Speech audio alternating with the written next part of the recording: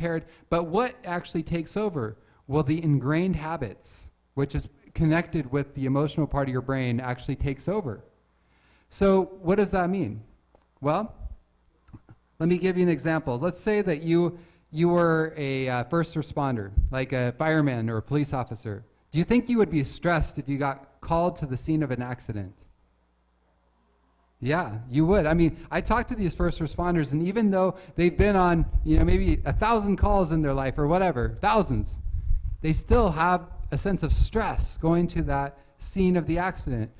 But do you think they're able to still do a good job when they get to the scene of an accident and do the right thing?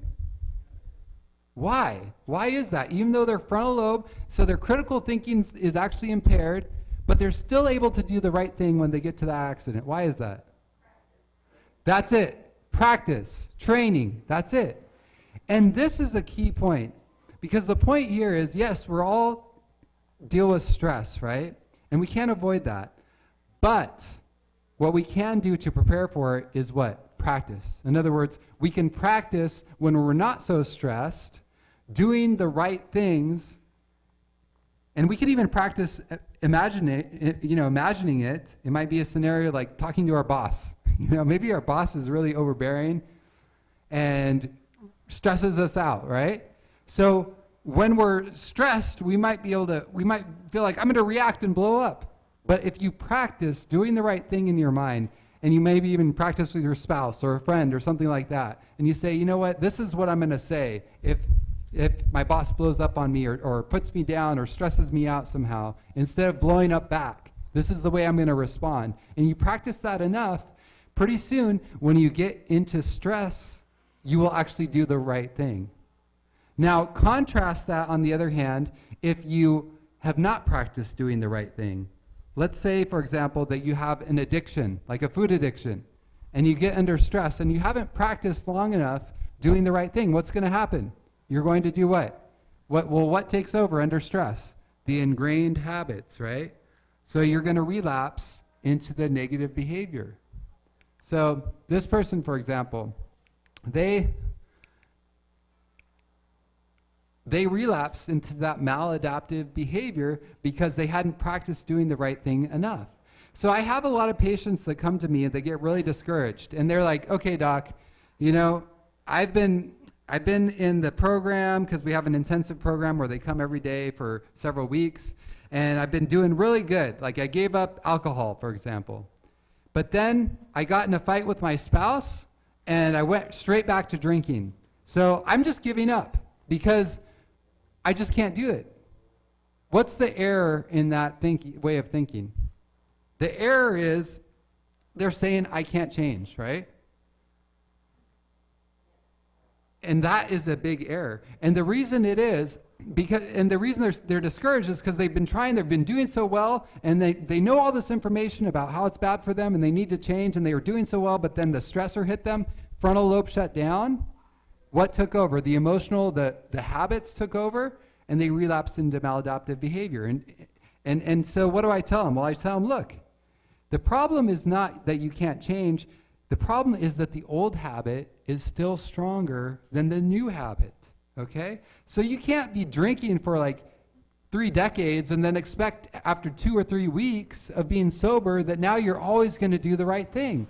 So the point being, we need to be patient with ourselves in the process of change, okay?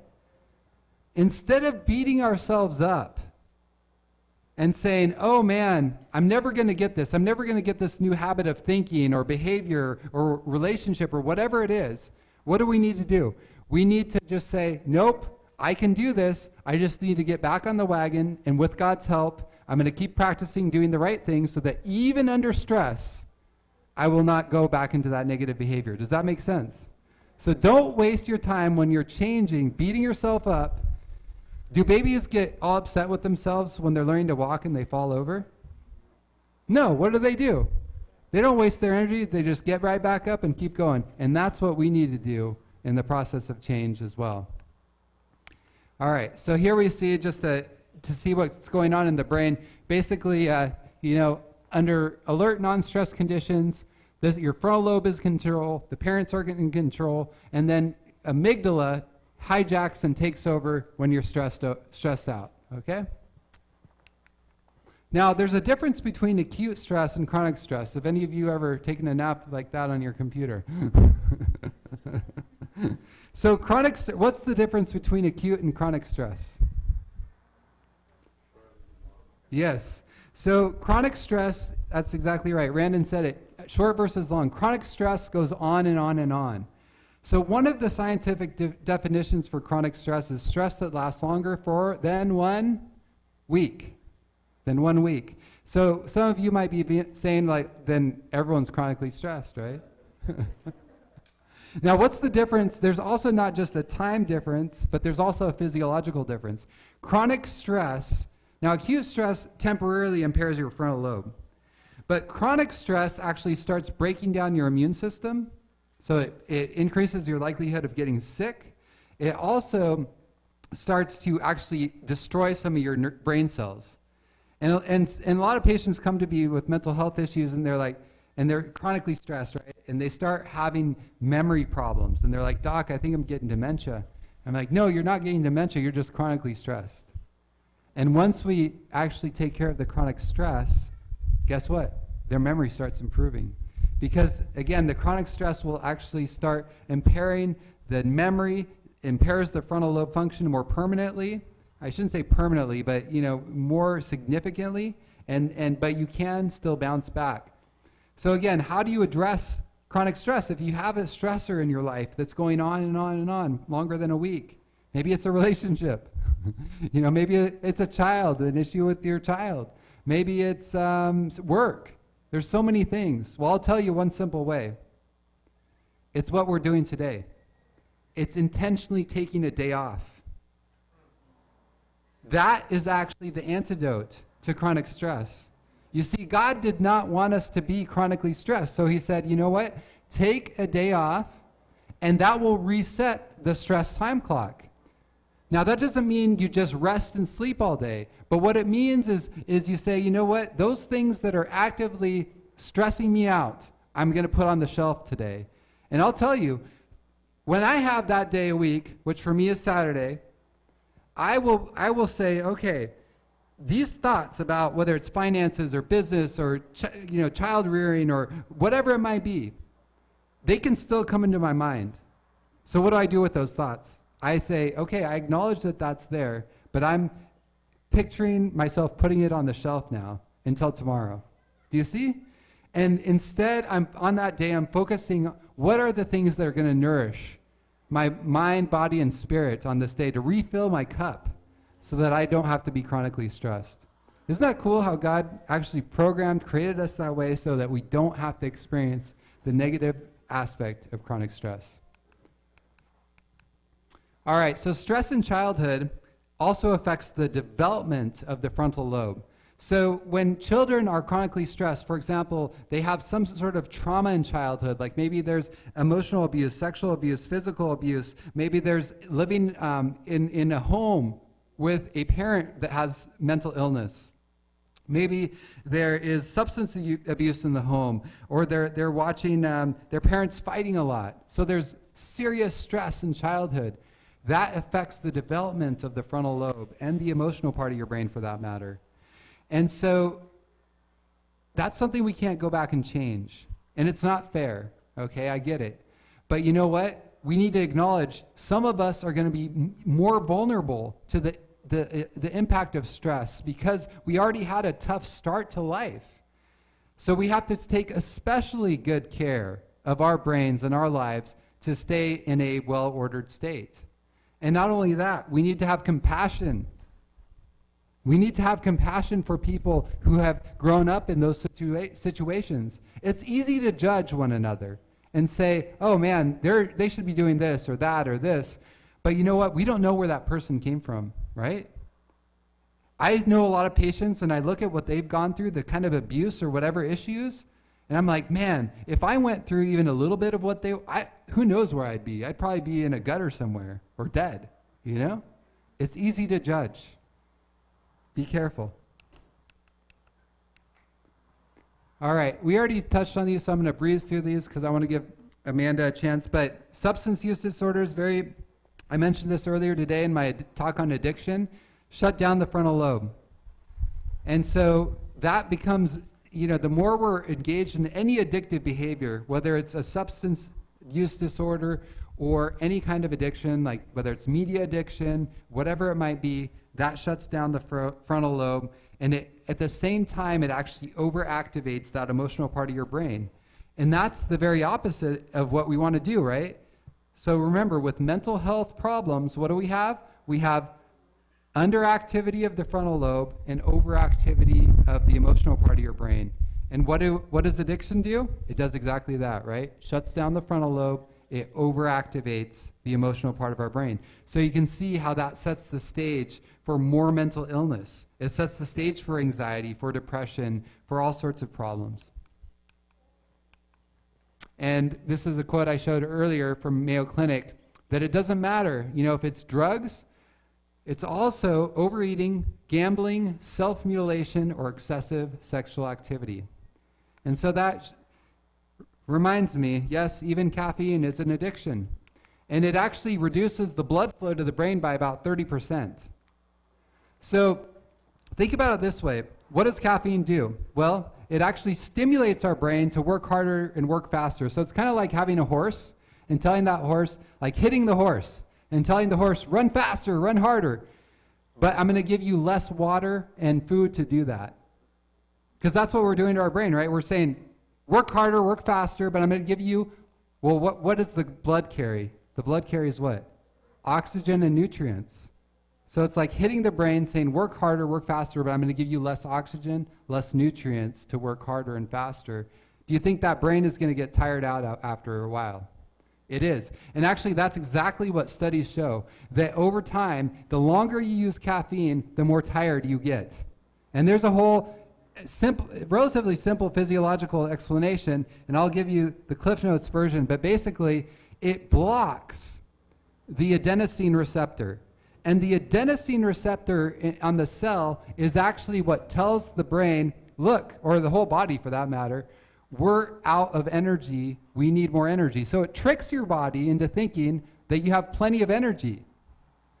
But your body doesn't. It needs to rest to make more energy. But because it tricks it and says, oh, you have plenty of energy, you don't need to make more energy, you don't need to rest to make more energy, the body does not make more energy, and over time it just gets more and more depleted. So it's actually can be very damaging over time. Gambling also impairs frontal lobe function. Media addiction, I spent a whole lot of time, and Amanda did too, talking about this last night, and I can show you lots and lots of research. If you weren't here, I'm happy to share. But suffice it to say, it does decrease frontal lobe activity, and at the same time, it actually increases activity in the emotional part of your brain. So again, what is the key elements with mental illness? Underactivity of the frontal lobe, overactivity of the emotional part of your brain. So it perpetuates that, it triggers that. Pornography leads to frontal lobe dysfunction. This is a terrible addiction for many people, and they're like, oh, it's just, on the screen, it isn't real. Oh man, it changes the way the brain works. It changes your desire for even normal, not even normal like romance. Yes, that. But also even normal things, like you start losing the desire for just regular friendships or even the joy of watching a sunset, because that pornography and other things on media, but especially pornography, is so overstimulating to that reward center that normal life just is not that interesting. And insomnia also causes a lot of frontal lobe dysfunction. So if you have sleep problems, you want to address. And by the way, even for people that work at night and they sleep during the day, shift workers, that also causes frontal lobe disturbance. So it's not just about how much sleep you get, but when you sleep that matters. We were meant to actually sleep. We get a much more solid sleep when we sleep at night, when it's dark. And then physical trauma. So the frontal lobe is very vulnerable to traumatic brain injuries, to concussions. So we have to be careful. Don't play football, please. So we were able to get an MRI of Homer Simpson's brain. And we were a little concerned about what we saw. So, of course, I put this as a joke. But the point being, think about our society. Think about what we're doing, the unprecedented levels of stress, right? The stress that people are under, the unprecedented level of media exposure, of addiction, of all these things that are actually suppressing our frontal lobe, of disconnection in relationships, right? I didn't even get into that, but that's also, we talked about that earlier today. The point is, our frontal lobes, our brains are under attack. And we have to be aware of those things. It's no wonder we're having so much strife, right? So many people angry at one another, acting out impulsively, so many mental health problems. It's because our brains are becoming incredibly imbalanced. And the only way to reverse that is to identify what is it in my life that is actually triggering imbalance, and what are the things I can do to bring it back into balance. So I'm going to let Amanda take it from here and share some things with all of you on what you can do to not just the things you avoid, but to optimize your brain.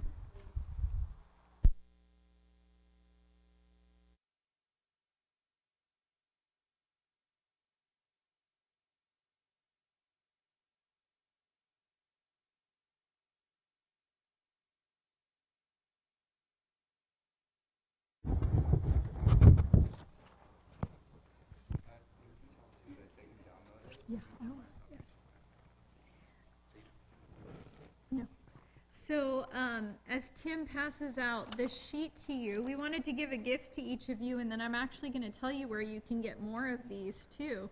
So this is something that we call Taking Care of Me, and it's a daily tracker sheet, something that you can use. Does anybody remember being in elementary school and having a nice little tracker sheet on your refrigerator where you might, or at school where you might have put little stars and stickers on each day and each item that you did successfully throughout the day? Well, this is an adult version of that. So you can feel really good about yourself. If you like lists and checking off things and, you know, crossing off things, you'll love this. I like lists. I have lots of lists all over the place. Sometimes I condense them and add things to them. But this is something that you can use. Do we have?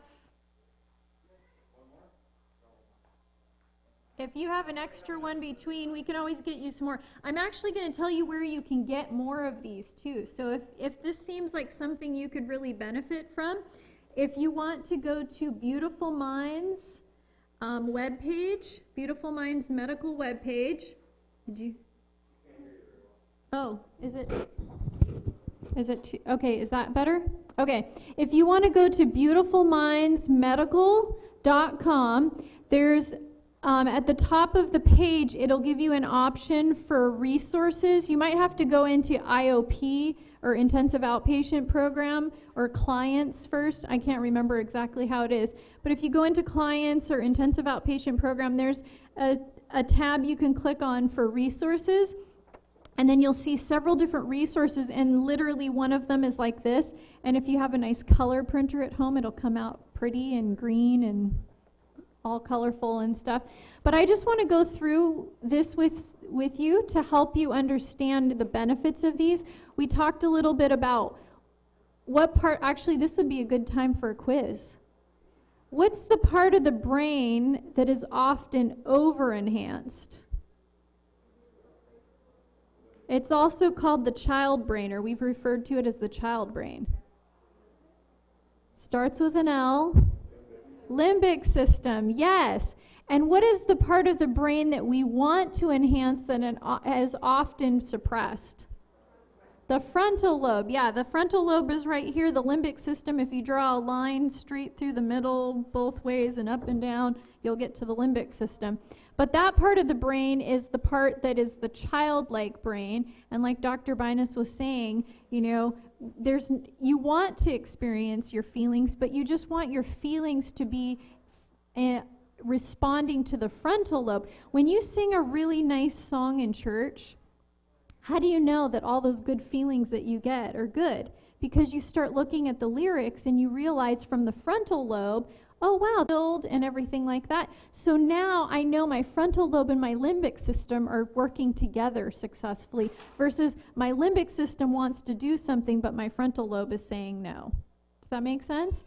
So this sheet right here is a way that you can enhance your frontal lobe. We could give you all the research behind it. We could give you all the Bible verses behind each one of these, or most of these at least, but I just want to go through some of them with you. So Dr. Binus talked about what happens when you don't get enough sleep, but the hours before midnight. So you want to get your hours closer to before midnight than after midnight. And there's some wonderful, that's where you get your youthfulness. So ladies, you don't need to go get Botox and all these other things to make ourselves look youthful. The earlier we go to bed, the better we're going to look later. I just gave you a free option for making yourself look younger longer. And I know this too because I have an aunt, she's the oldest of my mom and her sister, and then they have a younger brother. And my aunt was going to bed at 7:30 every night because my uncle lived in Loma Linda area and had to drive to LA for work. Does anybody know what LA traffic is like? You do not want to be driving in the morning in the regular hours that people are driving. You will be stuck. So he would leave for work at 2:30 a.m. He would take his breakfast and his lunch with him. He'd get to work, he'd do his devotional time, he'd eat his breakfast, and then he'd start, and then he could finish early and drive home early. My aunt looks very young for her 70 plus years. She has great skin, and every time I look at her, I'm like, I bet it's because she went to bed at 7:30 so much. Now, I'm not saying you have to go to bed at 7:30. That's pretty early, right? But if we go to bed, say, at 9 o'clock, or at the latest even 10, that'll do a wonder for us. And I wish I had known this in college, because do you know how many nights my freshman year I stayed up until 2 a.m.? And I look back and I'm like, why didn't somebody tell me this? That it's better to get up early than to go to bed late and stuff. So if you get your 8 hours of sleep, and the other thing too is no more than 9 hours of sleep. It actually starts doing the opposite effect the more sleep you get past 9 hours. So you don't want to sleep too long. I always tell people, have you ever started your day really late and done practically nothing, maybe laid on the couch and watched TV, versus getting up really early, going on a hike, getting a bunch of stuff done, and it's like noon and you're like, it's only noon? I feel like I've gotten so much done. Which one do you feel more energetic afterwards? Not the one where you're sitting on the couch, right? So it seems contrary to like normal thinking. Like, how could I do all this stuff and still feel so energetic versus, going to bed late, getting up late and stuff. And I don't know, there's something like a hangover. I don't know what the scientific research is on this, but it feels like you get a hangover if you go to bed too late after a certain point. For me, it's like midnight or 1 a.m. It's actually getting back further and further the older I get, but I just feel like I'm not functioning the same way the next day. So we want to go to bed early, and we want to get up early too. That's a hard one for me. I didn't learn the get up early part in my house growing up, but I'm trying to get better and better at that. It makes me feel really good to be here because I'm waking up at like 3 and 4 a.m. because I'm used to another time zone, so I get to be successful at that right now. We talked about gratitude this morning. One of the things that a lot of people come in to counseling is they don't realize that they've actually been predisposing their brains to depression the more they think about the negative stuff. And sometimes you'll hear people say like, oh, it's good to vent. That's like saying it's good to add fuel to a fire. Yeah, you'll get more and more fire, but if you don't want to feel depressed, is venting going to make you feel better? And there's something that happens. Have you heard somebody, those jokes about going on a fishing trip? When they say, oh, I caught a fish and it was this big. And then the next story they go, oh yeah, I caught a fish and it was this big. The fish keeps getting bigger and bigger and bigger. Yeah, sometimes when we talk about our negative things in our lives, the story gets worse and worse and worse the more we tell the story. Yes, it's a fish story. But that's the same thing that happens when we're depressed, right? Or we have a lot of anxiety. The more we tell the problems in our lives, the bigger the problems get, because we start adding details, and it's a snowball effect of it too. So what we want to do is, in fact, retrain the brain to focus on the positive things. And there's a saying that says you can look at the rose bush and see the thorns, or you can look at the thorn bush and see the roses. They're both there, but which one are you focusing on? And that's the same with life too. There's always good and bad, but what part of life am I focusing on? The more I focus on the bad, the worse my life is going to seem, because I'm focusing on those things. I want to share a story with you. I think my sister would be okay with sharing this. I didn't ask her permission, but I'm going to share it anyway. I have two sisters, so I'm not going to tell you which one this is. One of my sisters was suffering from depression up until maybe about a year or so ago. And by the way, she practiced all of these and a couple other things in terms of like healthy eating and stuff. And she is now out of her depression as well. But one of the things that I didn't realize is that as a therapist, I get to hear people's problems all day, every day. And I saw my sister was calling one day, and it dawned on me, I don't want to pick up the phone. Have you ever had that happen? Why is that? Why don't you want to pick up the phone when you see a certain person's name pop up? Because you know what you're inevitably going to hear about. And I knew with my sister, with the things that she was going through, that she's probably going to tell me another story about how bad something in her life was. And I found myself resisting answering the phone. And I thought, you know, I need to do something different, because obviously there's the therapist part of me, but then there's the sister part of me. And I decided, you know what, I'm not going to go into the sister role this time. I'm going to go into the therapist role this time. So my sister picked up the phone, and without giving her a chance to say anything, I said, hey, what are you grateful for today? What do you think I got back? What are you talking about? And I said, what are you grateful for today? I was thinking about how grateful I am for, and I can't remember what I said, but I just told her something I was grateful for. And she says, I don't know. I don't want to play this game. It wasn't a game. I hadn't told her it was a game, but she's like, I don't want to play this. I said, well, maybe you can't think of what you're grateful for, but what would you miss if you didn't have it? This is key. There are some times when you do not feel grateful. You are so depressed or under so much anxiety, you do not feel grateful. So this is a way you can get to it without saying you're grateful. What would you miss if you didn't have it? Anybody? What would you miss if you didn't have it? Hot water. I would miss that too. Now, maybe here it's not as appreciated as it is, you know, in some colder regions, but for me, I would definitely miss hot water. So I asked my sister, what would you miss if you didn't have it? Now, my sister hadn't heard any of these lectures, so her answer was, well, I guess coffee. And I was like, oh, so you're grateful with coffee. I know better than to fight a battle I'm not going to win. So I was like, oh, so you're grateful for coffee. I said, what else are you grateful for? Seriously, I don't want to play this game. And I was not about to give up. I'm stubborn. Remember, I told you that. So I said, well, what else would you miss if you didn't have it? And my sister at this point is walking around. That's an awesome one too. My sister was walking around her kitchen. I could tell because she was opening up cupboards and stuff. And so I said, what else would you miss if you didn't have it? And she said, bottled water.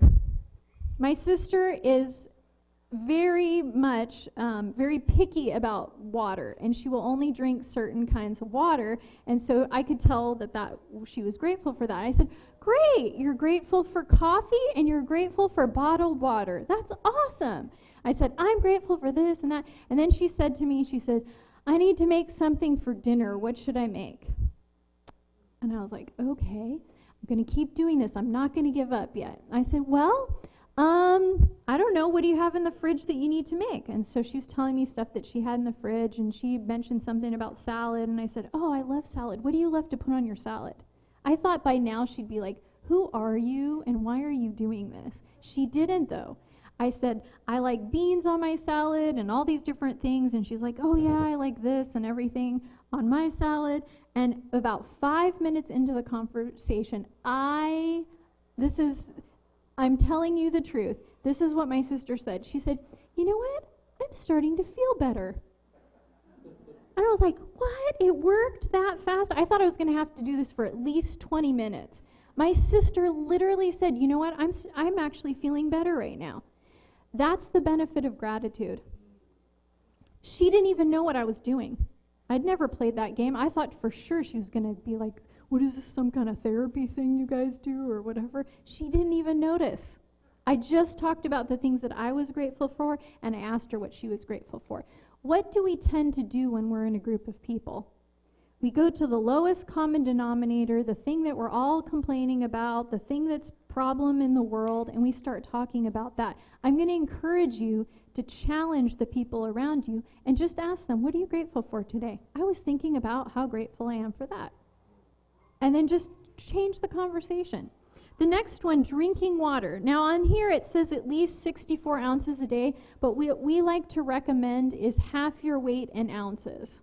Now this is what most people think, 8 glasses of 8 ounces of water and stuff. But if you want to be really accurate, do half your weight in ounces of water. So if you weigh 150 pounds, how many ounces is that of water?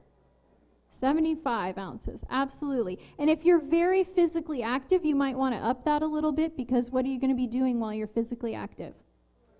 Sweating, so you might have to replenish some more and everything. But our brains have a lot of water in them, somewhere between like 77 and 78% water. But it's not just the brain part, even though the brain is affected by the body, but what does water do when it comes out of our body? It's detoxifying us. And so when we're sweating, we're detoxifying, and we want to detoxify. That's important to do. So that's also helpful for the brain. Exercise, we've talked about exercise. What's one of the benefits of exercise? Endorphins, absolutely. And what are endorphins for? It's a happy chemical your body makes. You feel better when you're exercising, but you're also doing work too when you're exercising. And you get the satisfaction of patting yourself on the back afterwards and saying, you know what? I did something not a lot of people do. And it makes you feel good inside for having accomplished something besides the benefit of even exercise. How about healthy breakfast? What's the importance of a healthy breakfast? What is the average American breakfast? What did you say? Danish and a coffee. That used to be it, but now more and more people are just drinking coffee. That is their breakfast. And I see it all the time because my clients even bring coffees into their therapy sessions or into group, which is the first thing in the morning. But how helpful is a diet of coffee first thing in the morning? That's like lighting your engine on fire when you've got an empty tank. That's not going to be very beneficial. So we need to put fuel in our bodies, and there are many things that are good for our bodies if we want to start our day off right. And in fact, this is one of the things that even schools are starting to do, is offering breakfast, because they realize a lot of kids aren't getting a healthy breakfast before they go to school, and they're noticing that it's affecting kids' ability to learn and pay attention, and even their activity level in school and stuff like that. But one of the best things, and we're going to get to this a little bit later, is also sugar is a huge part. I heard, and I haven't looked into this recently, but I heard that Starbucks actually spends more money on sugar than they do coffee. And how many drinks are not just coffee? How many syrups? I want 3 pumps of this and 3 pumps of that. If you look at the ingredients on the back of that syrup, what's the main ingredient? High fructose corn syrup, which is a form of sugar and stuff. So we're literally living off of like a big boost of energy, not good energy, by the way, in both sugar and caffeine. And how long does that last? Not very long, except when you want to sleep that night. Then it stays in your system and keeps you from sleeping. But we want to have healthy things for breakfast, and what we like to encourage is plant-based foods, whole plant-based foods, things that you would have gotten in the Garden of Eden. You know, if it looks like it came out of the ground in its whole form, those are the best things. So beans and grains and oats like Dr. Binus eats for breakfast, and fruits and nuts and that sort of thing. Those are the things that are really good for us to get, because that's what we're giving our body. And we call it breakfast because we're breaking the fast over the evening. And if you do want to fast just one meal a day, fast your dinner, not your breakfast. A lot of people go without breakfast, but it's even better to go without dinner. There's something amazing that happens if you go without dinner or you eat dinner earlier versus later. There's actually a cell in your gut that creates melatonin. What's melatonin for? And it will only create that melatonin if you're not eating at night. And so if you want to get good sleep at night, train your body to fast the evening meal. Now, if you have a very active lifestyle and a really rigorous job or something that you do, you may not want to go without that third meal. But if you're like me, I sit all day and I talk to people, that's not really rigorous. So I can go without my evening meal. Now, the next one is ground flaxseed. Does anybody know what ground flaxseed is known for? Omega-3s. Your brain loves omega-3s. So you want to get flaxseed. And we recommend 2 tablespoons. Do you know there's another side benefit of ground flaxseed? It'll keep you regular. And it's actually also really good if you get hungry a lot, put that flaxseed in your oatmeal and it'll help fill you up too. So it also works as like a diet kind of thing. If you put it in your body, you won't need it, you won't be as hungry. Stuff. But yes, it will keep you regular. On the side, I work with a depression and anxiety recovery program sometimes, and one of the things that the people say when they start getting on that flax is, you don't give us enough time to go to the bathroom. Because they're so regular and they're not used to going as regularly as they are with the good plant-based food and the ground flaxseed. And does constipation make people depressed? So you want to get your flaxseed in for that reason too.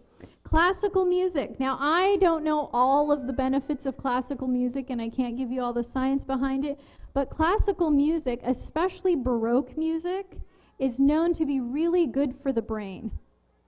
And so you want to listen to that, and what we recommend too is active listening to it. We like to listen to music in the background, but something that you can do is turn on a piece like, say, Mozart or Beethoven or something like that. Close your eyes and just imagine the scene that's happening. Every single one of those songs has usually a title that matches what the idea behind the song is. So there's a song called "The Queen" that's by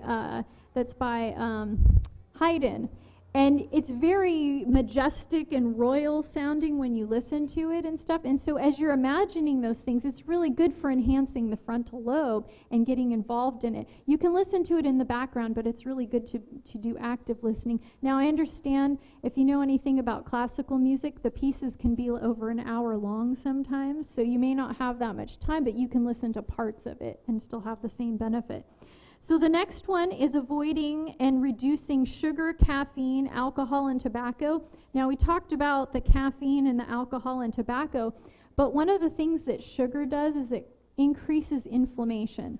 And one of the things that we know about inflammation, what happens when you get inflammation in the brain, which is something that can happen, that leads to depression and anxiety. So reducing your sugar, reducing your caffeine, reducing the tobacco and the alcohol is all good for the brain. It enhances the frontal lobe versus suppressing it, but it also decreases the inflammatory properties and stuff too, so that your brain can actually function. The more your body's dealing with inflammation, the slower it heals too.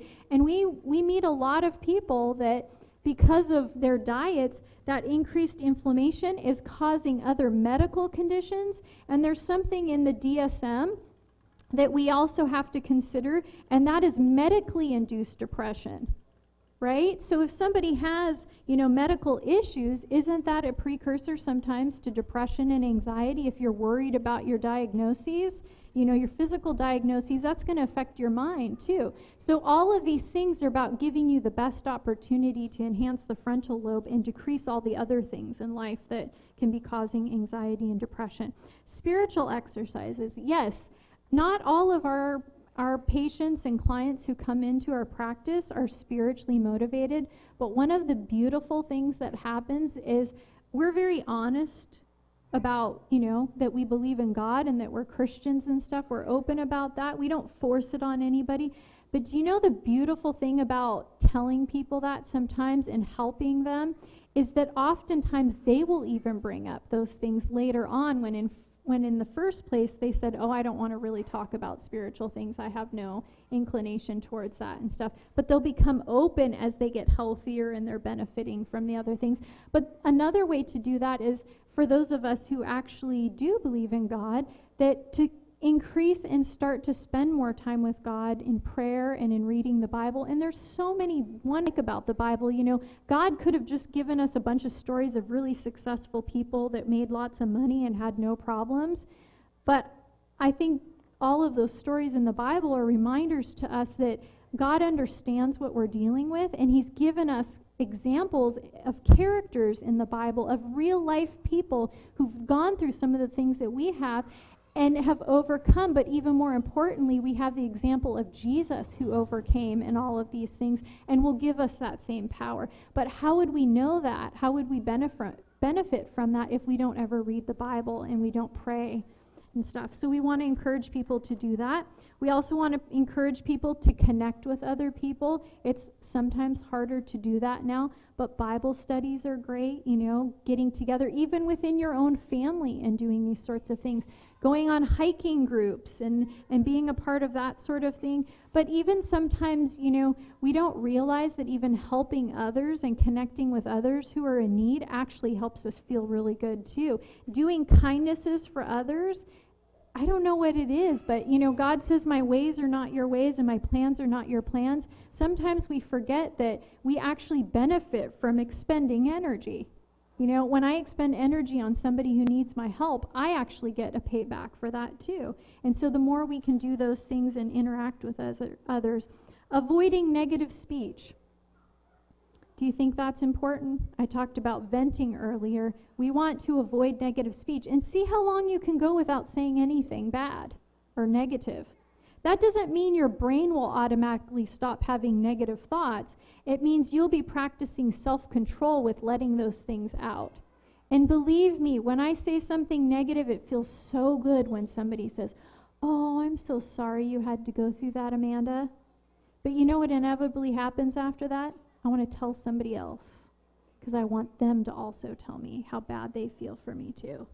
And then it just keeps going and going and going. And now I've told like 20 people all of my woes.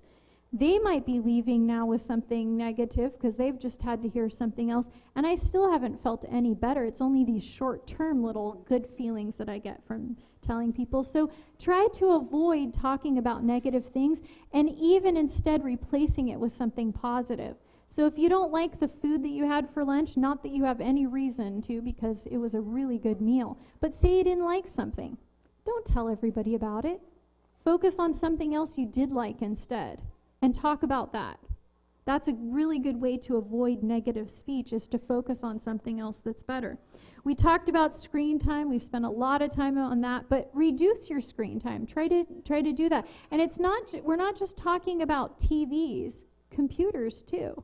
A lot of people spend a lot of time. And some of your phones even have trackers for how much time you're spending on your phone. If you look at that, it might be a little depressing. What? I didn't spend that much time today on the phone. This thing must be wrong. But you don't realize every time you get on it, those are accumulating minutes that add to hours and become many. I had a young girl that I've been working with, and she was spending a lot of time on her phone. So you know what her parents decided to do? I love it when parents do this stuff. They decided to go through the phone company and reduce her ability to spend time on the phone. Do you know we spent like an hour talking about how 4 hours a day is plenty of time to spend on your phone. She wanted more time on her phone. And you know what her argument was? Well, 4 hours is fine during the week when I'm at school, but what about the weekends? She wanted more than 4 hours on her phone. And this isn't calling people, by the way. This is just like being on the phone and looking up stuff. But it's not hard to believe it when you see how many young people are staring down at their phones. And it's causing problems. Even chiropractors are saying it's causing problems with us, with our necks having this sort of kink that goes straight down like that. So if you want to save on your chiropractic bills, reduce your screen time too. And this is, you guys have a wonderful place to do this last one, but spend time outside. Being outside, what comes from up in the sky that we need? Sun. What does sun do? Vitamin D.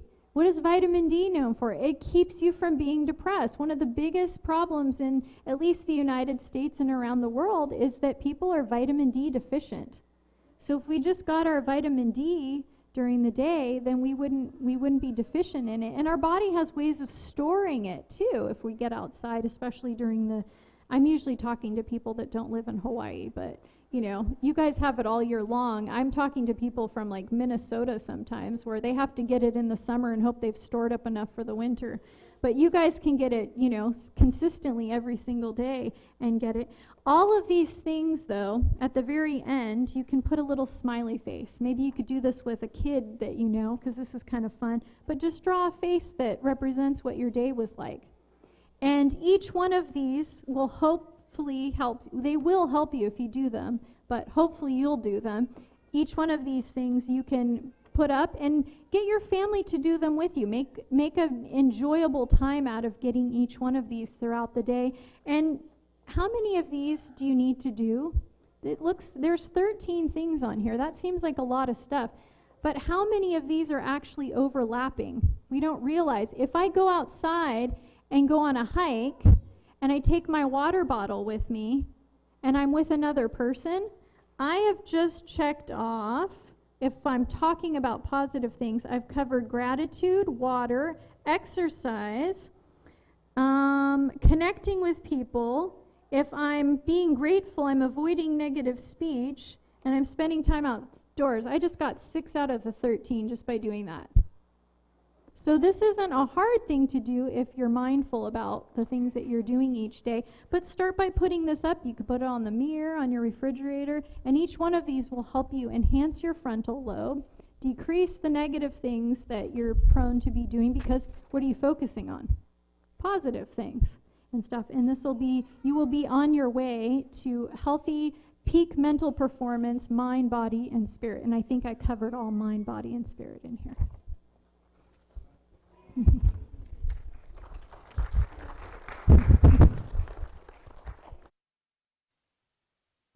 So we have some homework to do, but it's good homework. And I would say this, I want to mention this.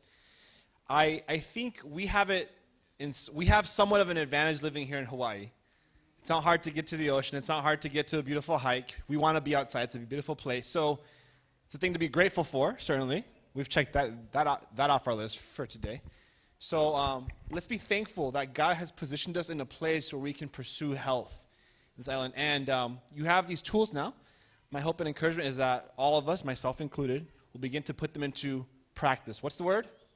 Practice, practice, practice. Bit by bit, 1% better every day. Well, my friends, thank you for being here. We're going to say a quick prayer. Thank God for this day, for this information, and then we're going to move on with our Sabbath. Let's bow our heads and let's pray. Father God, I want to praise and thank you, Father, for your presence in our life, Lord, for this Sabbath day, for the gift of this island, for the gift of mental and physical health, and Father, for the gift of knowledge that leads us to thrive.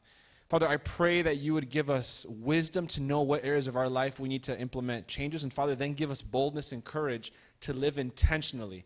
May we happen to life instead of letting life happen to us. Thank you, Father, for answering this prayer already, for we pray in the name of your Son and for his sake. Amen. Thank you all for being here. Yep. Oh, and we've printed more of the forms, and I think there's some extra in the back. Is that right, Tom? Yeah, so there's a few extra in the back, so if you want, are in the back table there. So real quick, if you want more of you can get the PDF of that form, and it's in color and everything. It's real nice. It's beautifulmindsoutpatient.com, beautifulmindsoutpatient.com. And there's several other forms on there as well. We have what we call an ABC sheet. We have which helps you with your negative thinking, and we also have a sleep hygiene, which helps you set the stage for good sleep at night. And tomorrow night, if you come tomorrow night, we're actually going to have something really special for you, for those of you who come. And we just finished our IOP, Intensive Outpatient workbook. And it's a beautiful workbook that has all sorts of really cool tools. And I'm going to send it to Jamie and Randon are actually sharing it with, okay? And it's a really cool workbook. We're going to give it to you for free because we just want to get the information out there. It's done very nicely. We have some really awesome people on our staff that are really good with like all this computer stuff that I'm not. But they put it all together, and I think it's a really practical, helpful tool. And let's see, what time was it again tomorrow night? 5. Okay, so 5 o'clock tomorrow evening. And again, it's going to be focusing on marriage, but the principles are not just for marriage. It's for healthy relationships. So I hope you do come out, and thank you so much for being here this afternoon. Thank you, Daniel. Appreciate it. We'll see you guys tomorrow at 5 p.m.